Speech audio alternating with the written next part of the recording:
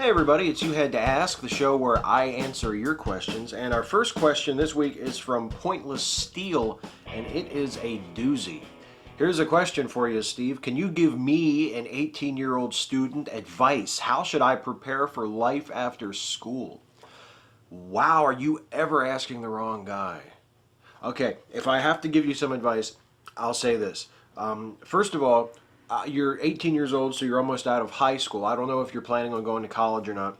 If you are going to college, please don't be a business major. There are way too many business majors.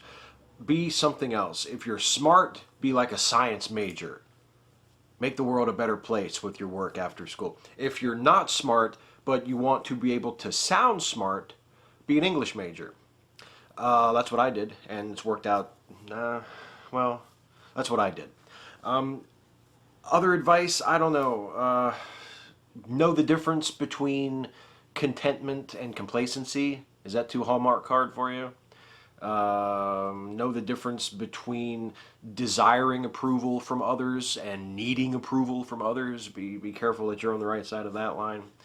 And try to keep in mind, you're 18 years old. Most of the shit that is really important to you now will mean absolutely nothing to you in 5 or 10 years. Nish Braun asks, are you a good dancer?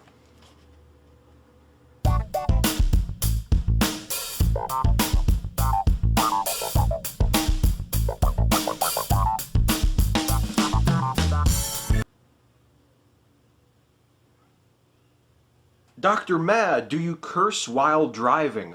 Oh yeah! Yeah, I curse while driving. I talk to people on the road all the time, and the thing that I sort of have the best of both worlds, because I can get really just enraged at someone in another car and just, curse at them like crazy, and then it fades like almost immediately. Like, I don't have lingering road rage where I'm just gripping the steering wheel the whole way back to wherever I'm going after whatever happened that I had to curse at somebody. It leaves me instantly.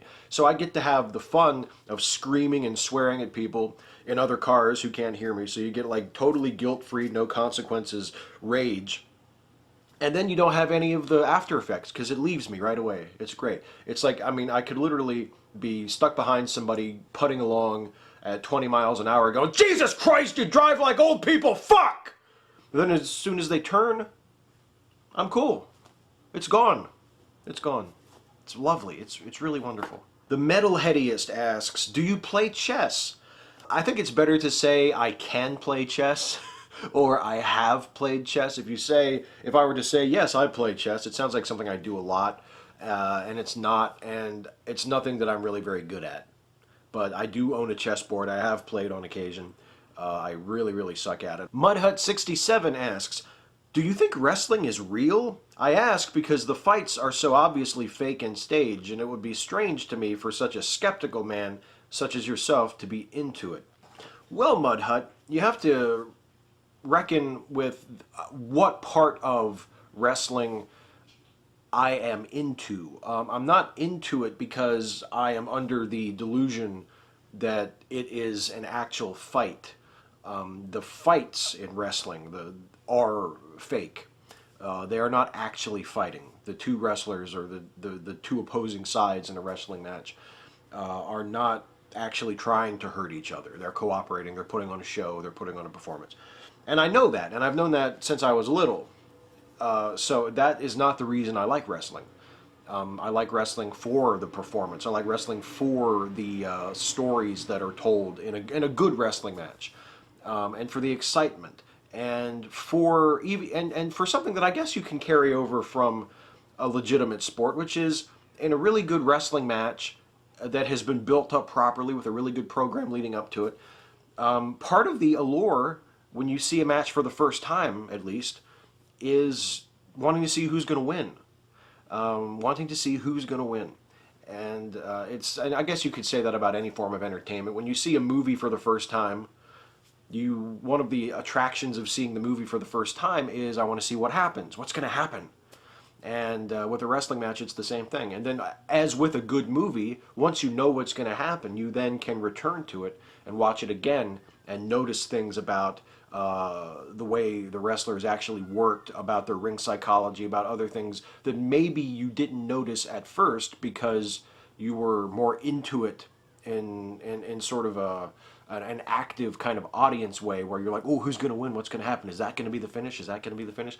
To me, like the highest achievement of a good wrestler and a good wrestling match is when you do a spot where I am absolutely convinced that that's going to be the end of the match, and then it's not. Lots of people judge wrestling matches in different ways who are fans. That's one of the ways I judge them. If you can get me drawn into a match so much that you hook me, that you've got me, and I think, oh, that's it, that's the finish, 1, 2, 3, and it's not 1, 2, 3. To me, that's a good wrestling match, and it has nothing to do with the fact that they're not really fighting. Here's one from Denver Chris 78. Have you watched any of Harmony Korine's films like Gummo, Kids, etc.? If so, what is your opinion? I think the only Harmony Korine film I've actually seen is Kids, which Harmony Korine wrote. I haven't seen any of the films he has directed, I don't think. I know I haven't seen Gummo. But Kids is one of my favorite films. I absolutely love Kids. And I have it somewhere. Actually, there it is. It's on DVD on that shelf over there that you can't see, so it's totally pointless for me to point at it. But yeah, Kids is one of my favorite movies. And I love not only because of Harmony Korine's script, but also because of Larry Clark's direction. Larry Clark is a really underrated American filmmaker. In terms of his popular recognition, I mean, I think he's critically very well appreciated. And he directed Kids, and he also directed an even better movie in some ways some years after that called Bully, that is just extraordinary. Cousin Evil asks, here's another toughie, Scotty or Kaylee, who's your favorite engineer? This to me is not a toughie at all, Cousin Evil. I'm going to go with Scotty, and I don't even have to think about it. As I've mentioned a few times before, and again, Andrew, Firefly 404, my apologies to you, but I'm not a huge Firefly fan. Sorry.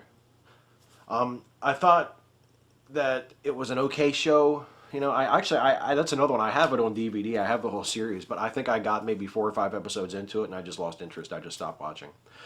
It wasn't bad. It just didn't hook me. It just didn't grab me. So, I mean, Scotty or Kaylee, Star Trek is one of my favorite shows, and Firefly is not. So I will take the iconic chief engineer character from Star Trek. It's not even a debate for me. Next, Emigdio's back. What's your opinion of the metric system? Should the U.S. switch to it? My opinion of the metric system is that it makes a hell of a lot more sense than the U.S. standard system, but I don't think we'll ever switch to it because we are the United States of America and we are hard-headed, and if the rest of the world told us not to cut off our dick, we would cut off our dick and glue it to our forehead just to prove that we don't do what other people tell us. So I don't think we'll ever switch to the metric system, or at least I don't expect to see us switch to the metric system in my lifetime. Not officially. I mean, we've essentially transitioned to the metric system already in an unofficial, informal way. In the sense, I mean, most people know what a centimeter is, what a meter is, what a kilometer is. I mean, a lot of automobiles have the kilometer measurements on the speedometer, for example, alongside the miles per hour. I mean, we've informally made the transition. We know what the metric system is, and we know how to read it. We just haven't made that official change yet. We're sort of a bi-system, a dual system country informally, and I think it'll probably stay that way. I don't think we'll officially switch to the metric system in my lifetime. And again, it's just because we're fucking bullheaded. Sarah Schelsing asks, do you think psychics should be charged with fraud? Yes. Yes. I don't understand how it isn't fraud when you promise someone that you can deliver a service that you are incapable of delivering, that in fact does not even exist, and you take that person's money on the basis of delivering that service to them. That to me is the definition of fraud. If you take someone's money on their understanding that your psychic powers or your tarot cards or your crystal ball or whatever can give them some information about themselves or their future or their life or whatever, you're lying to them. You're not telling them the truth, because those abilities do not exist. That's not even arguable. It's a fraud. It's a fraud. And yes, I think psychics should be charged with fraud. I think if they want to make it very clear up front, and not just in little fine print like at the bottom of their ads, but up front, like during the reading, make it clear, I have no psychic powers. There is no such thing as a psychic. This is purely for your own amusement and entertainment. And people still want to fork over the cash and get a psychic reading just for the laugh of it. Then I guess I have no problem with that. But that is not what goes on. People are clearly under the impression that psychics are able to divine things about them through some mystical, supernatural, psychic means. And that just isn't the case. That's not true. And I don't think you should be able to lie to people to get their money. That is fraud. And psychics, I think, should be charged with fraud. And here's one from Kimberly. Hi, Kim. Do you ever go back and read or watch your own work? How do you usually feel about it? I know a lot of actors and other artists say they don't like to review their own work. Are you critical or generally happy with most of your work? Do you ever find that you disagree with some of your older points of view? On that last question, yeah, I find that I disagree with older points of view, not so much from stuff that I've said in the last few years that would have found its way onto my YouTube videos. I think most of that is pretty consistent, and I haven't really changed my views, my philosophy in the years that I've started doing YouTube stuff, or even going back a few years before that when I was writing my blog.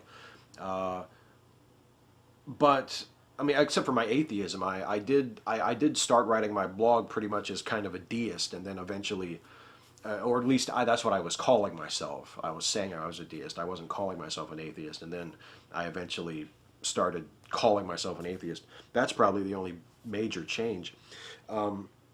And that predates the YouTube stuff. But if we go back far beyond that, into my teenage years and childhood years, yeah, I disagree with pretty much everything I thought back then. I mean, I used to be, I've mentioned this a few times before, I used to be kind of a young Republican. I was a Rush Limbaugh listener. I was a ditto head. I even wore the little, the ribbon made of the folded up dollar bill. How fucking embarrassing is that? Yeah, I had my picture taken for the newspaper with one of those. And the picture in the newspaper, I was having that taken because I had written an editorial which was published on the teen page of the newspaper about, what was it? Sex education, and how I was against schools distributing condoms. I mean, I've done a complete 180. And in my defense, I was like 13 at the time, and I didn't know shit from Shinola, but still, I mean, it's when I think about it, like, wow, that was me. I thought all of those things, and now I've completely turned around.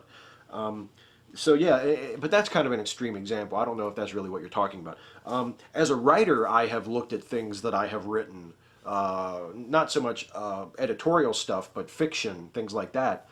I've looked at things I've written within the last few years, and you see it after you haven't looked at it for a while with fresh eyes, and you think, Jesus Christ, that's terrible. Oh my God, how did I ever write that? Oh, and you're thinking, like, did I show this to people? How did people like this when I showed it to them? This is terrible.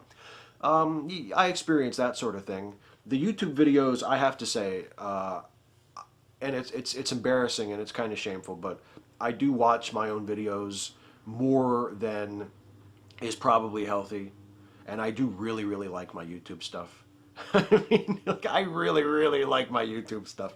I'll watch, you know, what I think is a particularly good 5 Stupid Things video, or one of the funnier videos I make with Stuffy and Toby Benson and the stuffed animals, and I'll fucking laugh like somebody else wrote it. It's disgusting. It's shameful. But I'll sit there going, wow, what a funny bastard. Oh, what a great funny bastard. And it's terrible. It's terrible. But I do it.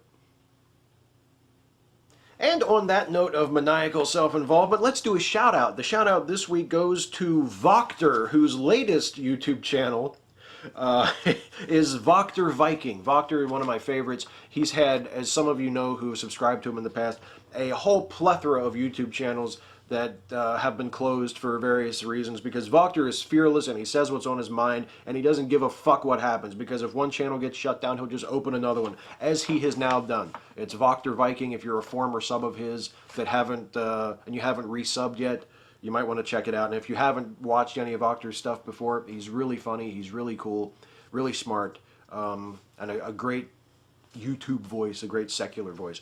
VogterViking is his current channel, so check him out.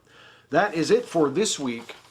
Keep the questions coming, guys. I love doing this so much. You can't imagine how much fun this is to be able to do this and to do things in this format where I actually get to talk about stuff that I probably wouldn't talk about in videos otherwise. And it brings up topics that don't always lend themselves to full-length videos. And it's just a lot of fun. And it's great to know that lots of you actually enjoy this and find it entertaining too. So please keep the questions coming. Ask me anything about anything. I will try to answer it if I possibly can. And I will see you back here to do this again next week.